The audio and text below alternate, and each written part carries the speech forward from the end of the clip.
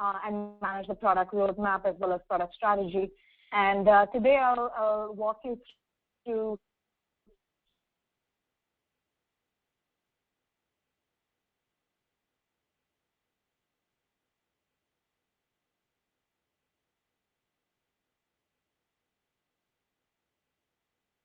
we do have additional webinars coming up for indexing and querying as well as cross data center applications. So you might want to sign up for those. Couchbase overview. Couchbase Server 2.0 is a NoSQL document database, and so we store JSON documents as well as binary documents in Couchbase. Couchbase Server 2.0, this release has transformed Couchbase into a document database from a key value store, and so now you can do a lot more with your data. You can index it, query it. You can use cross data center applications to replicate to another cluster. You have the ability to do real-time analytics with incremental MapReduce, as well as many more features. The product itself is backed by the Couchbase open source project, which is one of the leading NoSQL open source projects focused on distributed database technology, as well as the ecosystem around it. And so this includes the client SDKs, the connectors to other systems, and so on. It supports both key value use cases as well as document-oriented use cases. And all these components, the SDKs, the server, they're all available under the Apache 2.0 license. Now, in terms of the package software, you can download it from our website, and both Enterprise Edition and Community Edition are available. Now, there's a few key differentiating factors that Couchbase provides in terms of its functionality and its characteristics. These are the four that really stand out. The first one is easy scalability, and so this allows you to grow your cluster without making any changes to your application. So you can add multiple nodes or remove nodes from the cluster with a single click of a button. And actually, I will demo this later today in our session. The consistent high performance gives you sub-millisecond response times for reads as well as writes from a latency perspective. And this becomes very important from a user experience perspective so that your end users have a great app experience. Now, in addition to the low latencies, we also support consistent high throughput. And this is on a per node basis. So you can then scale out your cluster horizontally with a linear throughput and grow your cluster depending on your application requirements and the demand. Always on, 24/7, 365. These are features which allow you to never take the database down. And so whether you're doing software upgrades, that is including database upgrades, the Couchbase server upgrades, you're doing hardware upgrades, whether you're adding more RAM, you're adding more disk capacity, or maintenance for maybe OS patches and so on, you never have to take the application down.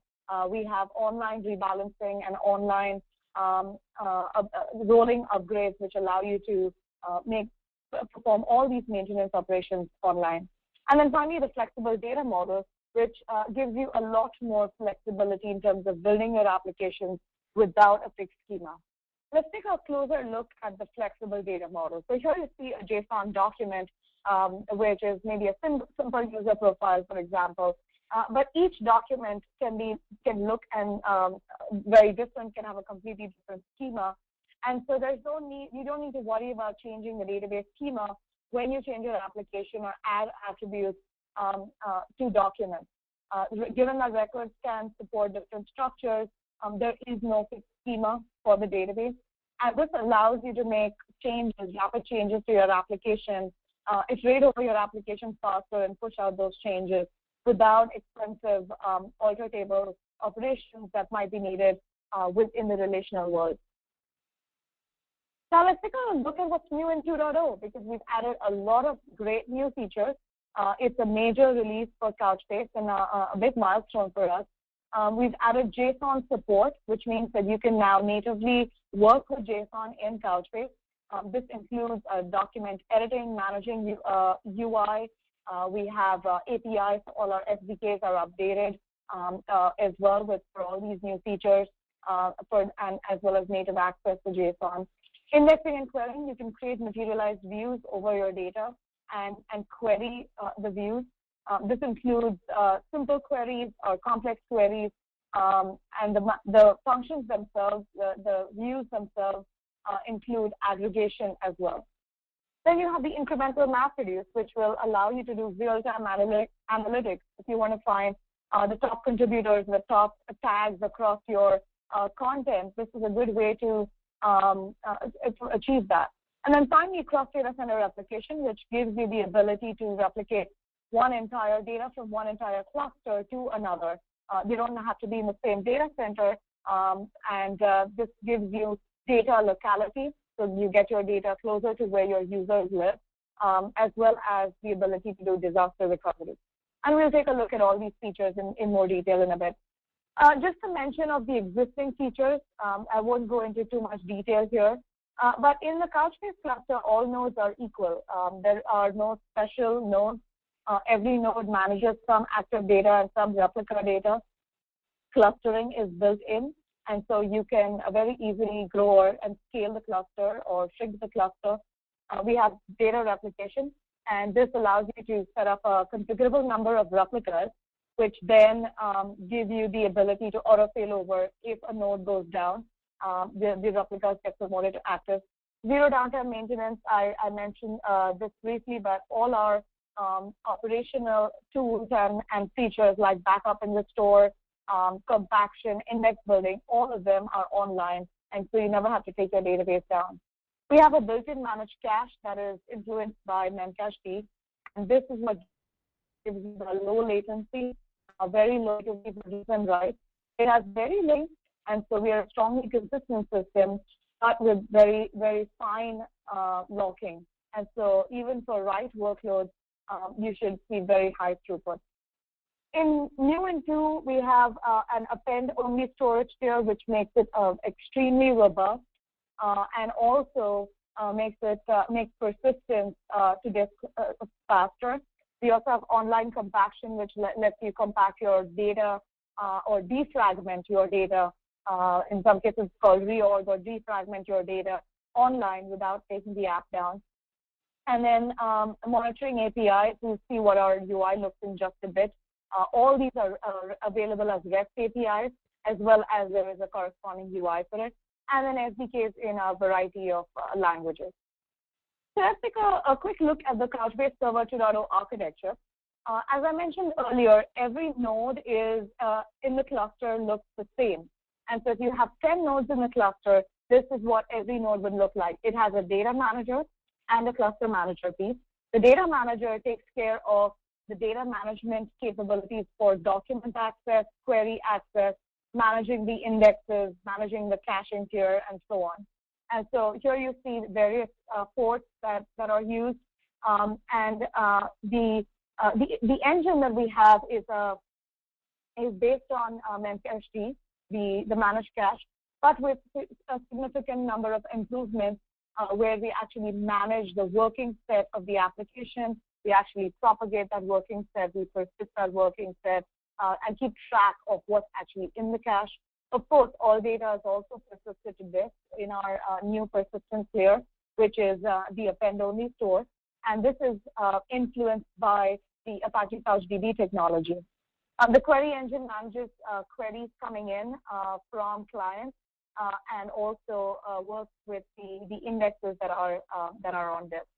On the cluster manager side, there are a lot of key cluster-wide features that it manages. Manages a heartbeat, for example, across the cluster. Manages rebalancing, which is redistribution of data across the cluster, uniform redistribution of data, as well as replication, failover, and so on. So the cluster manager actually takes care of a lot of different tasks, along with actually displaying our cluster-wide UI and with the ability to drill down further. Now let's take a quick look at the operations that are performed within Couchbase. we'll take a look at, first let's take a look at the write operation. And these are single node, and so they will work the same way on every node in the system. In a little bit, we'll take a look at what this would look like across the cluster and how the consistent hash partitioning works, as well as how the clients connect and know where these documents live. So the most simple case of a write operation, your application server, which includes the Couchbase client SDK, it will perform a write operation. When the document first comes in, it gets pushed into the managed cache, and at this point, it's actually available to the other readers or any other connections that need to access it. And so we are strongly consistent, given that there is only one location that you can read and write data from. Now, in addition to that, at the same point, it gets pushed into the replication queue for intra-cluster replication. And so depending on the number of replicas you have set up, you can set up up to 3 replicas. This will get pushed to the other nodes, as well as get written down to disk via the disk queue. And so this asynchronous approach gives Couchbase the ability to do very high throughput at using the managed cache extremely efficiently. Now, update operation is fairly similar. Once the update comes in this case, doc1 prime updates the doc1 that existed there. The similar steps follow. It gets pushed into the mutation itself gets pushed into the replication queue as well as to disk, and then eventually it will get append it to the file at the end of the file, given the append-only store. Compaction runs online every so often and will clean up the older values if they exist. Now let's take a look at the read operation. So we have data, let's say our document 1 that's in our cache, and the read operation is fairly straightforward. So when a get doc1 gets issued, doc1 gets returned back to the app server. Now in this case, it was in memory already or in the cache already. If it was not, it will get fetched from disk and then get returned to the application server. Now let's take this cluster-wide and see how it works across a cluster of 3 nodes of Couchbase Server. So here, let's say that we have a single replica that's set up. And so you see that you have document 9 lives on server 1, and the replica copy lives on server 3. Now, in addition, one thing to note is these documents actually belong to partitions, and the partitions are uniformly distributed across the cluster. And so document 5 belongs to the partition, which is managed by server 1. Document 4 belongs to, say, partition 10 that lives on server 2, and so on. Now let's add the clients to this. So once we add up the client libraries, the clients have access to the cluster map. The cluster map is what includes information about where these partitions live on the servers. And so the clients know where, given the document, the consistent hash of the document, to a specific partition, where that partition lives and which server is managing it. And so when a document request comes in, for example, document 5, it hashes out consistently the same partition. Partition lives on server 1, and so both the clients in this case know that document 5 needs to be accessed from server 1. This works for all the different kinds of operations, so read, write, as well as update. Now let's take a look at topology changes. So the cluster manager and the clustering ability and the scaling ability of Couchbase makes it very easy to grow the database and the data tier depending on your application needs. So if you start seeing a lot more users that are logging in, a lot more new users or existing users, and a lot more throughput and workload increases, you can add nodes to the server. Now, here we see that we have a 3-node cluster. Let's expand it by 2 more nodes. Server 4 and server 5 get added. You can add multiple nodes at a time before you perform the redistribution or the rebalance operation. And we'll actually take a look at this same example in the live demo in just a little bit. Now, after you have added the servers in, you hit the rebalance button, or you issue the rebalance command using the REST API, and this is what triggers movement of partitions from one server to the other. And so in this case, the partitions that 9 and doc 9 and 8 belong to get moved over to server 4, and the partition that doc 6 belongs to get moved over to server 5. And so once that happens, the cluster map gets updated, and the client knows exactly where to access document 6 from. It would, in this case, it talks to server 5 instead of server 3, because server 5 now manages that document.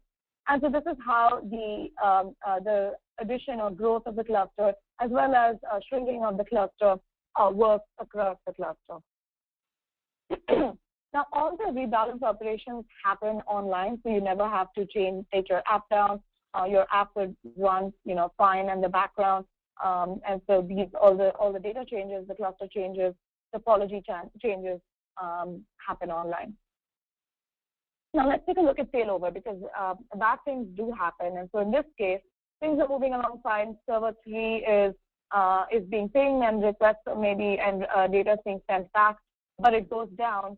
And at this point, what happens is you could either use manual failover, or if you have automatic failover set up, the replicas get promoted to active, and the clients have access to the information again. So the documents are now promoted. And given the cluster map has information about not only the active buckets, the active documents, but also the replicas, so the clients know which server to request the data from. One thing to note here is that as you saw, the replicas themselves were uniformly distributed across the cluster. And so even though a single node is down, there were replicas on many servers that were bumped up. And so there's not a single server that's taking a lot more load. It's actually uniformly distributed across the cluster. So all the nodes in the cluster are doing a little more work, and it's not one server that's overloaded. Now let's take a look at how it works in practice. So here I have a Couchbase cluster that I have set up. It's a 3-node cluster, as you see here. Let's do a look at some of these tabs. So this is our cluster overview. You have information about RAM and disk and so on. You see the number of active nodes. You see the nodes that may have failed over, or that are down, or that are pending rebalance, and so on. And I actually have a workload that's running on the cluster as well. Let's take a look at the server nodes. So the server nodes, each of these nodes, you can look into the details of how long it's been up and running. In this case, what I've done is we have write scale instances, and so I've spun up a bunch of EC2 instances, and that's where I'm running this right now. And so you can drill down into each one to see what the status of the servers themselves. Now, looking at the data, we have this concept of data buckets, which is equivalent to a database in the relational world. And so for a single database can store, or you store in a document database model, you store different kinds of objects or different types of documents in the same bucket.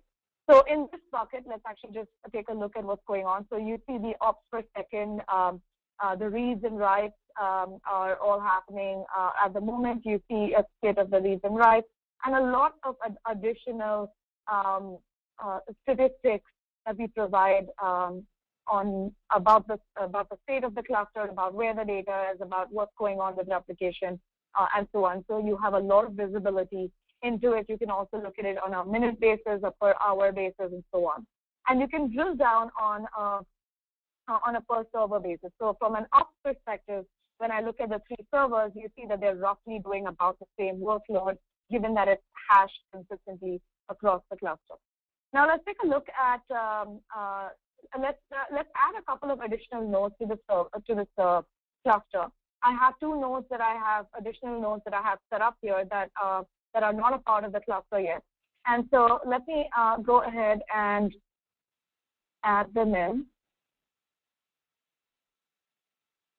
And so to add nodes to the server, you hit the Add Server button. You add in the IP address. You put in a username and a password, and you hit add server.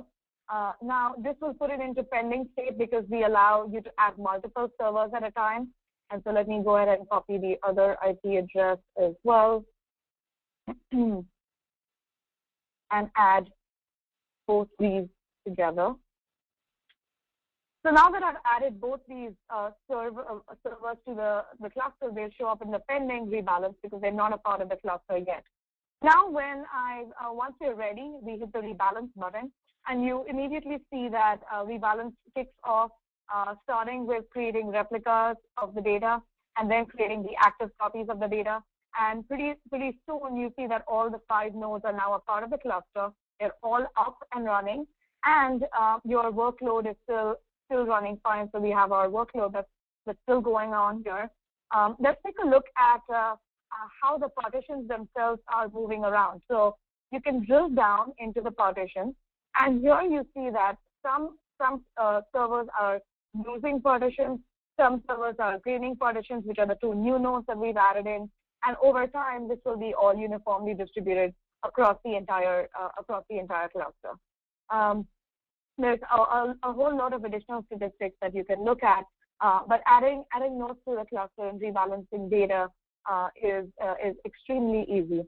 I have about 400,000 items in this cluster, and so it does a safe rebalance, which means that it will first recreate the replicas and then the active, just in case a node goes down, we will have the replicas that we could fail over to. So let me jump back to the presentation and go on with some of the new features that we've added in 2.0, indexing and querying. So with this functionality, you can define a materialized view of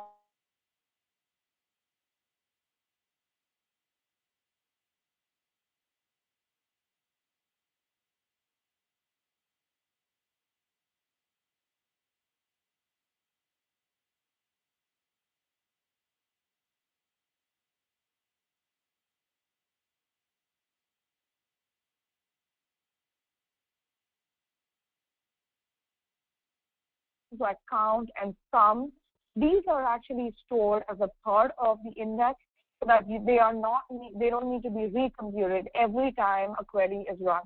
The indexes themselves are eventually indexed, which means that there's a slight delay between the time that the data is indexed and the data is written out and the index is updated. And the queries are eventually consistent by default. However, users have and developers have the option of stronger consistency for the queries as well. The functions themselves are written in JavaScript, and so they're fairly easy to write out. We'll take a look at an example in a demo in just a little bit. But let's see how it works across the cluster, because now we have the indexing and querying capabilities, which are cluster-wide. And so when you first create an index on the cluster, it will create the data structures on the active data, as you see here, and this is a subset of the data. So for the data, for the subset of the data that server 1 manages, that will be a part of the index on server 1, and same on server 2 and server 3 and so on. And then you can optionally create a replica index as well, so that when you fail over, you don't have to rebuild the index all over again. Index building in general in any database across an entire data set is a pretty heavy operation, and so this allows you to prevent kind of doing an entire rebuild just when you need that information.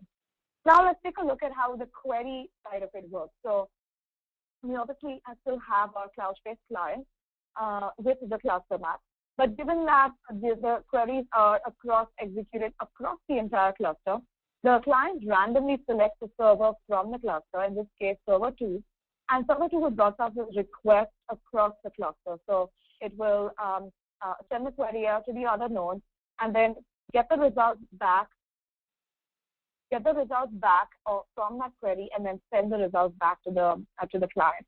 And so this way we scatter gather across the entire cluster and send that information back to the client that requests it.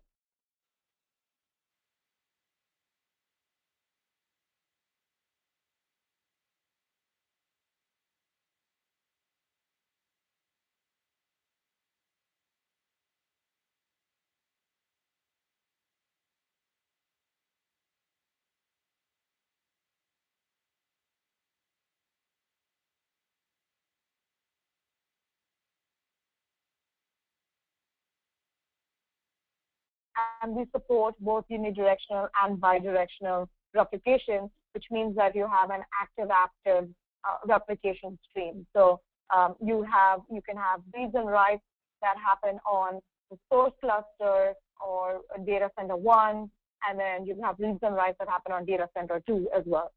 Rebalance scales out linearly, and so the more nodes you add, the more throughput you will see from with replication. By default, we have 32 streams that are set up on a per node basis, and so you get more parallelism as you add additional nodes. Now let's take a look at a use case where we have an existing data center, which is our New York data center, which has 3 nodes in the server. And let's say we have a growing number of users in the west side, and we want to set up a San Francisco data center. So in this case, just for simplicity, I've shown three nodes in this cluster as well, but you can have an arbitrary number of nodes on both sides, obviously sized accordingly. But you could have 5 nodes on one side and 4 nodes on the other, and that's actually the demo that I'll do in just a minute. Now, when you start off replication streams, it establishes 32 connections from the source, which go out to several of the nodes on the other side, depending on where the partitions live. And so, if you have topology changes, the XDCR will automatically find out where the partitions live, which is the new server that is now managing a partition, and automatically switch over the stream to it. So it's topology aware, and it completely supports any kind of changes, whether you're scaling up the cluster or scaling down the cluster. Now here, just for the sake of simplicity, I have a one-to-one mapping kind of between the nodes, but we round robin across all the nodes and all the partitions. And so you see that data will start getting streamed out as it's written to disk to the other cluster. And this is unidirectional replication. So bidirectional replication, you can simply set up replication streams from your target cluster, in this case, back to the source cluster, and you have a bidirectional replication. In case of conflict, that is the same document gets updated on both sides. We have conflict resolution, which is based on the number of mutations that have been performed on a document. And then if there's a tie with that, we have additional fields like Unix timestamp, the CAS, which is then used to break the tie. We have, in addition, several SDKs that are supported, and a lot more community-supported SDKs as well. Most popular ones tend to be Java, .NET, and so on. And all the indexing functionality that I mentioned is a part of these SDKs. So now let's get back to the demo and take a look at some of the document capabilities in Couchbase. So new to 2.0, you have a document viewer, so you can look at all the documents that are part of the cluster. And so you see here that we have about 400,000 documents. You can hit edit. You can actually narrow down a list of documents by simply looking up IDs if they match. And so there's various ways of looking up different documents. Now, I just want to jump back to a point to the setup for the next big social game that we're developing. And this is just to keep it simple to explain the key concepts of document modeling, as well as how we build an index on data. So let's say we have 3 objects. We have players, monsters, and items. And players fight monsters, monsters drop items, and players own items. Fairly simple setup. I actually have this workload and this game simulator running right now, and so that's the workload that's currently running on the default bucket that you see here. So the game is kind of ongoing. Players keep increasing in terms of the points they're getting, and so on. So in terms of the document model itself, the player document kind of looks like this. We took a look at one example, but there's a unique UUID. We also have name and things like experience and the level, right? So the player level, and the type. In this case, it's the player type. And so this is the way you would model your documents with a document type or a JSON type attribute, where you say what kind of object it is. We have the item type document with a UUID as well, and it also has a link or a reference back to the player that now owns the object. And then finally, the monster document, which has also a unique way of identifying it, along with the experience when killed, as well as the probability with which it drops items, for example. So this is just a setup for the game itself. Now let's take a look at what's happening in the game and who's winning and who's maxing out in terms of levels. So first thing, let's actually go into the Views tab here and create a view. So you can go in and say create a development view, and let's create a view called a design document called player, and let's come up with a leaderboard. So I'm giving it a name so that we can query against it. And when you go into this, you have some visibility into different kinds of objects. So here you see that there's this player document with certain fields, and as right there, you can just review randomly preview documents. You see that this is of type monster, and for the monster, this is the experience when kernel is 78, and so on. And so this gives you visibility into what attribute you might want to create an index on. On the side, on the right-hand side, you see the meta object or the meta properties, which are system managed, and the ID here is the uniquely identified ID, which is unique across a bucket. And you also see the type.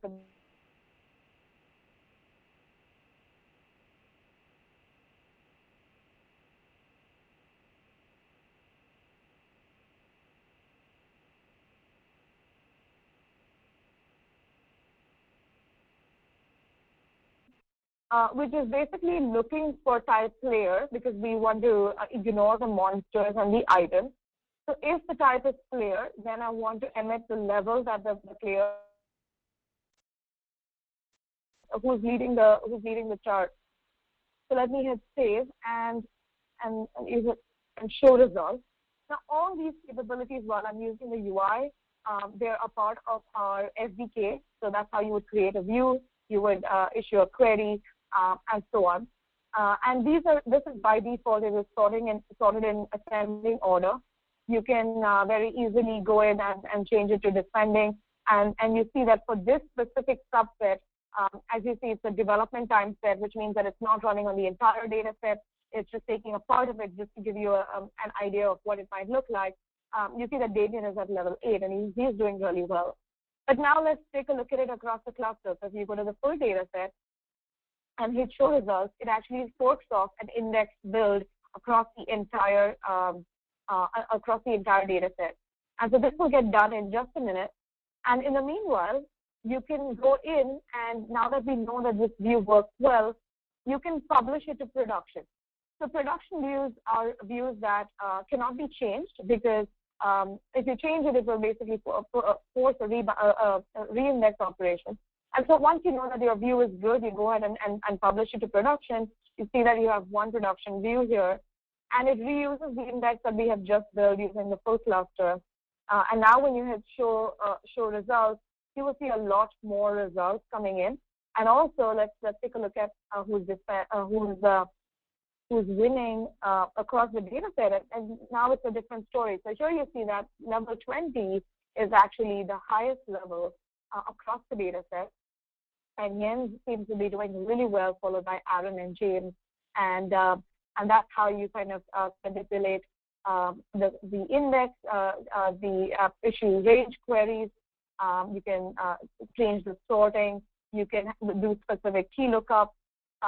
You can turn reduces to false or aggregations to false or true or false.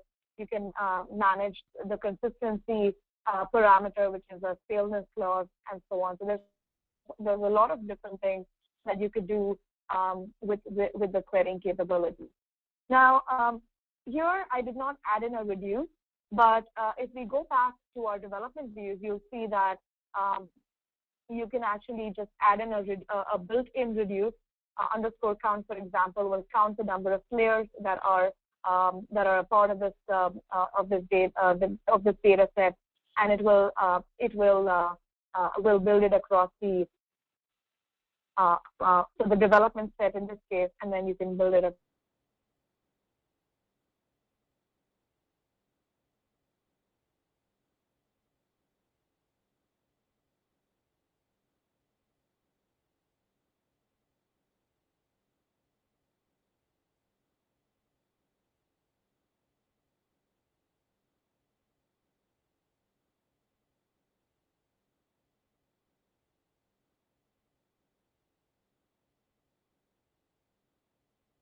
And on the other side, I also have a cluster that's set up with 4 nodes. It has a default bucket in it, but there's nothing in it. It's empty at the moment. And so let's set up XDCR from this 5-node cluster to the other side. The first thing you do is go into the XDCR tab and create a cluster reference.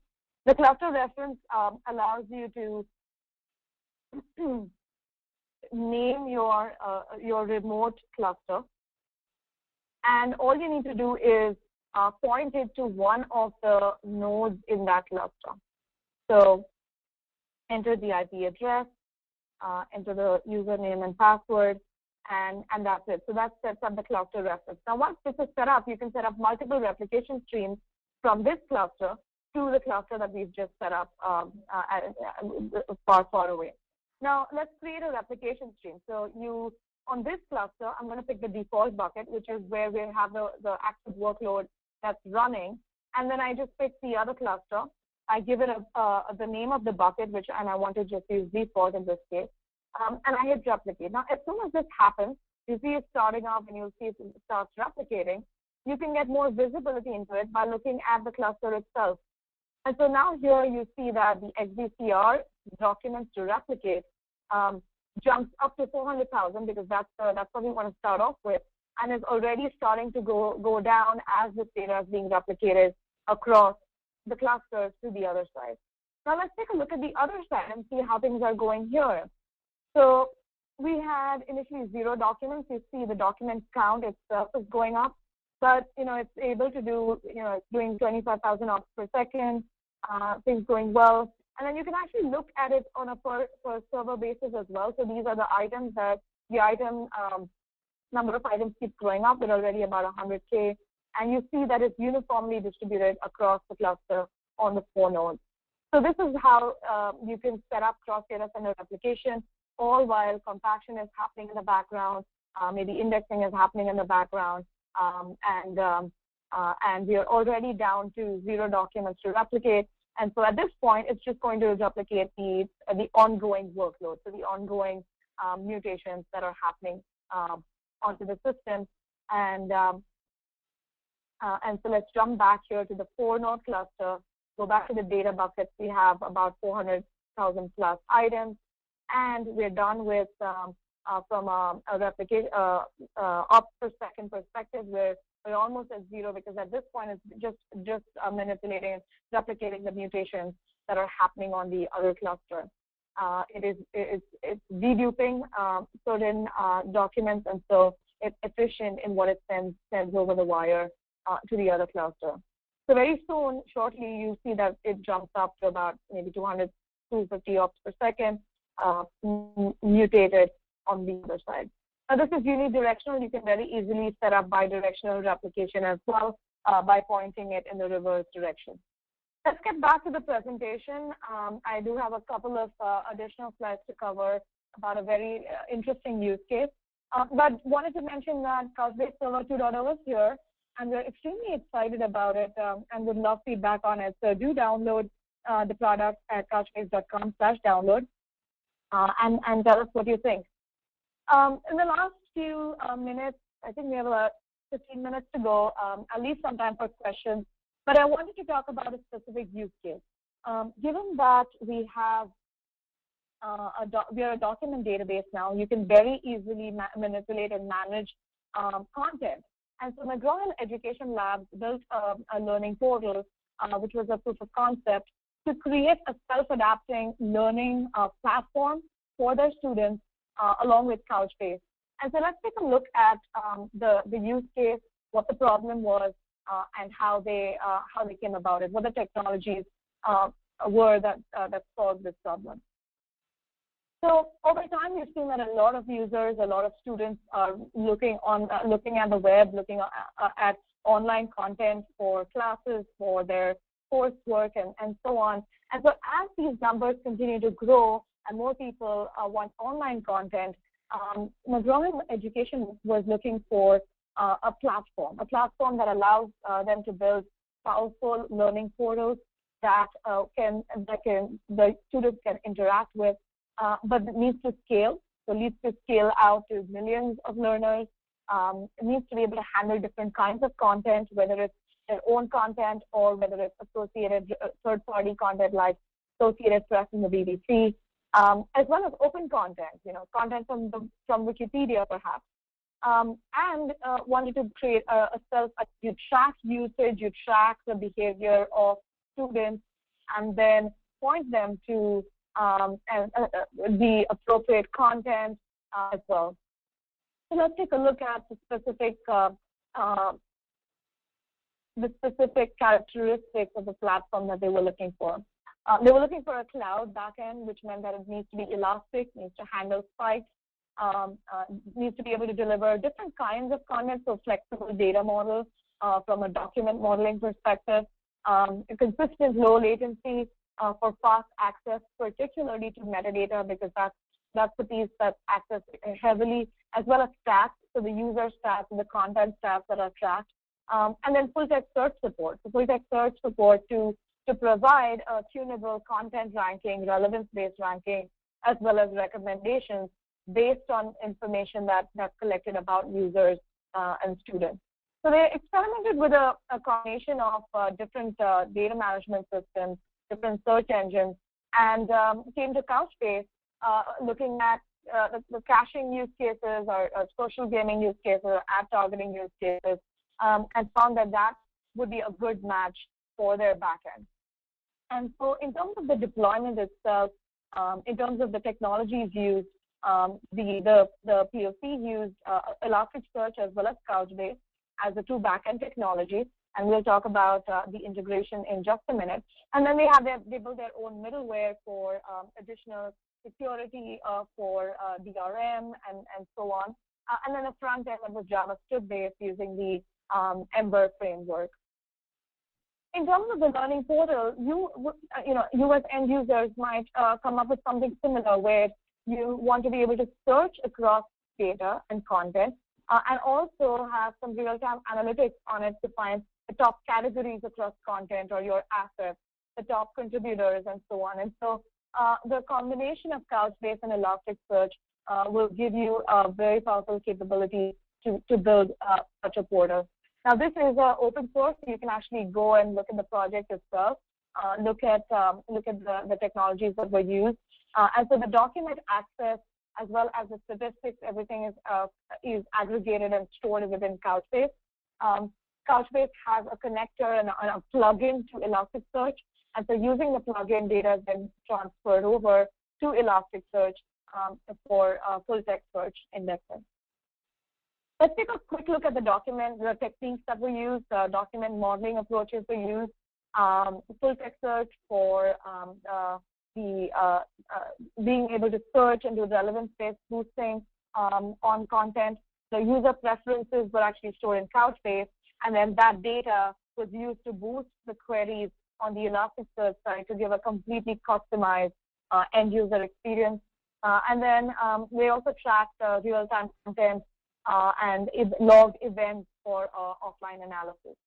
And so the combination of the two gives you the capabilities of not only just getting the low latency, the scaling abilities from Couchbase, the real-time analytics out of Couchbase, but also the ability to build a custom solution using these two technologies where you can track user behavior, track the user content views, and then use that information to then do relevant scoring and get personalized search back.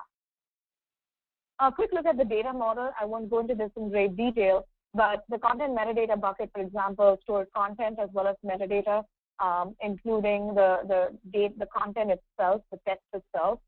The user profiles were tracking what kind of preferences does the user have. Does he tend to use view videos more than text, or audio more than video? And based on that, we would the application then boosts the queries on the Elasticsearch side. And then finally, content stats themselves. So every piece of content was tracked in terms of the number of views and so on. So just a quick look at the backend architecture. So that's what the backend architecture looks like. We might have an end user using a browser or a smart device to use the portal. The application servers use both the Couchbase SDK, in this case the Ruby SDK, as well as Elasticsearch over queries over the query DSL over HTTP. And then you have two clusters on the back end, which can be independently scaled. So you can independently scale a Couchbase cluster depending on the workload, and the same with Elasticsearch. We have a plugin that connects to Elasticsearch that actually uses XDCR. And so it's a unidirectional stream of replication that's set up to constantly stream information that's a mutation that's coming into Couchbase into Elasticsearch. So with that, just wanted to share this slide, which shows the kind of company we have. I think about 350 plus customers at this point, and a lot of community users. So I do encourage you to try out the product, download it, and give it a try. I wanted to thank you for listening in, and I want to now open it up for questions. So let me just take a look at some of the questions that you have posted.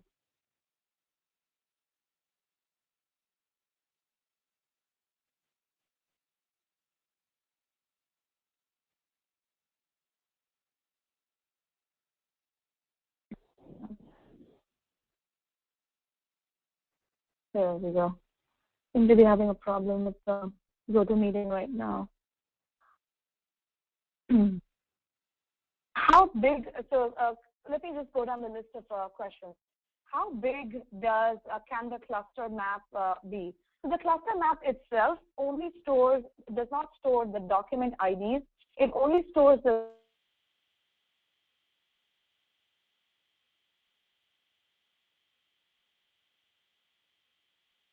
that we use to hash partition. And so it only includes information about 1024 partitions and where they live. So the active server and the replica servers that it belongs to. And so it's overhead to share that information, of course, within the cluster. But to the cluster, it is not good. The cluster map gets fetched when there is a topology change. And so it only happens when you have topology changes, such as increasing your cluster size, decreasing your cluster. Is the monitoring tool available in the community edition? Yes. So this is actually, it's not a separate tool. This is how you use the product, and so it's a part of the product itself, a part of Couchbase, and so it is available in the community edition. Using XDCR, do both data centers need to have identical hardware process specs?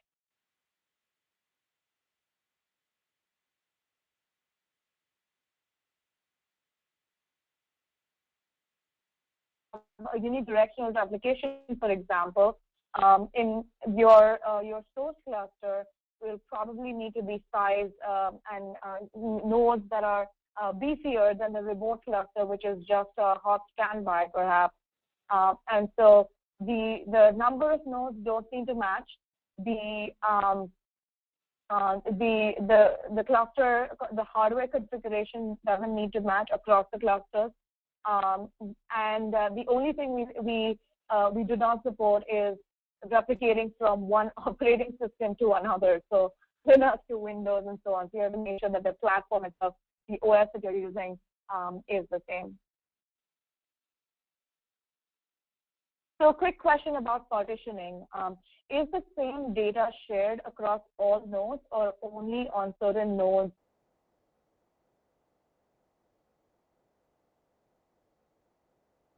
we look at the servers here, we have a 4-node cluster. Each server manages 1/4 of your data, essentially. And so it will manage active data as well as replica data. And the number of replicas will depend on how many you have configured. So if you actually look at the bucket setting, you will see the replica copies here. In this case, we have 1 replica set up.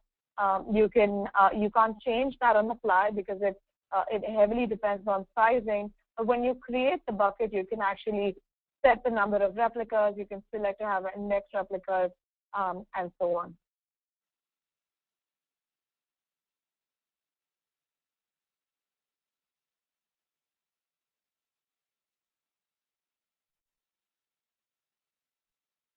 Is a distinct reduce possible? So that's a good question. So for views, we have the ability to do the other cluster. We have the ability to do reduces, as we saw in the leaderboard, with count, sum, and underscore stack. We don't have a built-in distinct yet, and so to have a unique index, you'll probably have to make use of the view code here itself. And come up with a distinct index. It's good feedback that we can add into the product in the future. Can views be created, destroyed programmatically? Yes, all this functionality can be created using our APIs. I think most of our SDKs, at least the most popular ones, Java.net, PHP, and Ruby, support creating and deleting views using the SDK itself.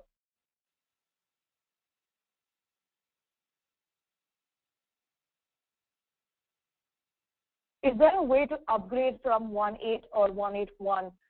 Yes, absolutely. So as I mentioned, with always online 24/7, 365, you can perform online upgrades. In fact, given that 1.8.1 or our 1.8 product line is so different from 2.0 product line, we actually recommend online upgrades instead of offline upgrades.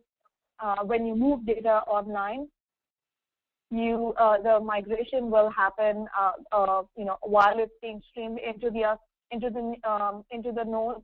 And so online upgrades are actually recommended when you move from 1.8 to 2.0 or 2.01 or any of our future releases. We also support offline upgrades if that's something that you want to plan for and you want to take down the application and do a planned upgrade. That's also supported as well. How do I port existing 1.8 clients to 2.0? So on the client side, what I just mentioned about upgrades is about on the server side, we have online upgrades. On the client side, you will have to basically download the new versions. You can download it from couchbase.com/develop based on the SDK that you're using, and then update the clients on the application server. These are compatible with both 1.8 as well as 2.0, and so the functionality that's in 1.8 continues to work as is. And if you use the new clients on 1.8 as well, that should work fine.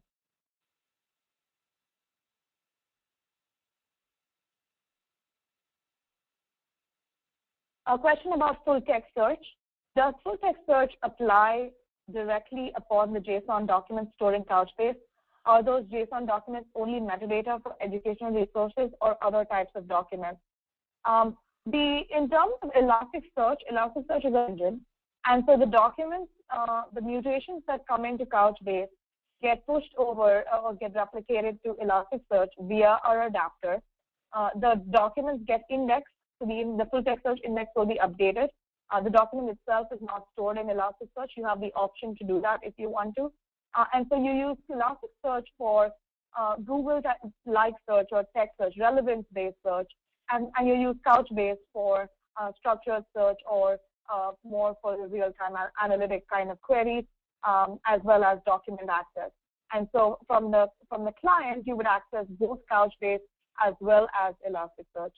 So hopefully this answers your question. I'll just take a couple more questions at this point before we wrap up our webinar.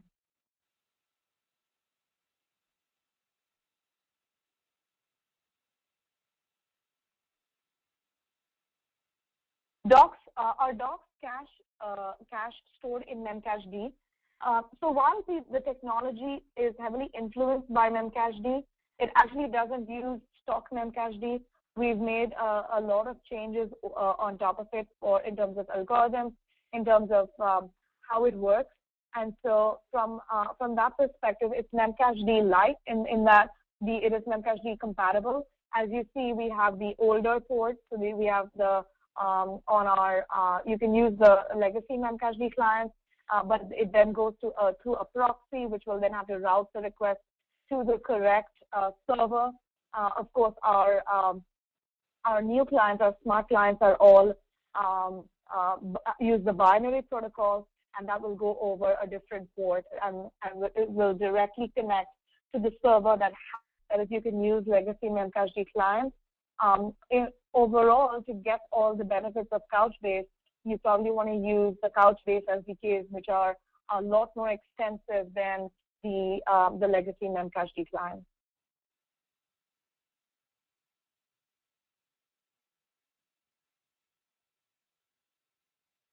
A quick question about XDCR, and this is the last one I'll take in the interest of time. If communication between the Couchbase servers fails, will there be a retry sync up again? Now, this question might apply to both intra-cluster replication and cross-cluster replication. In both cases, we retry. So as I mentioned earlier, we have the concept of a replication queue, and so the replication queue manages the intra-cluster replication. And so if it fails, it's going to continue in the point that from the last checkpoint, so it's efficient. It's the same case with cross-data center replications. We maintain checkpoints, and we track what we sent, and so you don't end up resending everything again. In case of network failures, the network is down for a couple of hours.